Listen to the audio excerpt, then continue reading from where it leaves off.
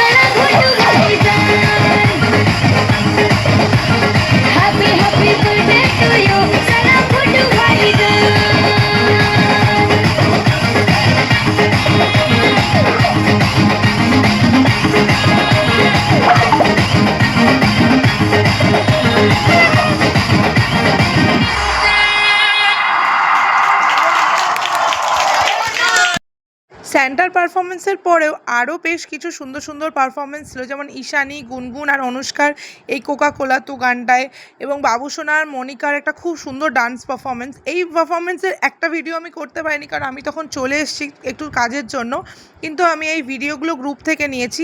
আর তোমরা যারা পিয়ারে গানটাতে পারফর্ম করছো তাদের নাচটাও খুব সুন্দর হয়েছে, কিন্তু আমি ভিডিওটা দিতে পারলাম না। অসংখ্য ধন্যবাদ স্যার আপনাকে, যে এত সুন্দর একটা প্রোগ্রাম উপহার দেওয়ার জন্য। Tata, love you all. এই ক্ষুদে শিল্পীদের পারফরমেন্স কেমন লাগলো আমায় কমেন্টে জানিও। দেখা হবে পরের ব্লগে। ভালো থেকো।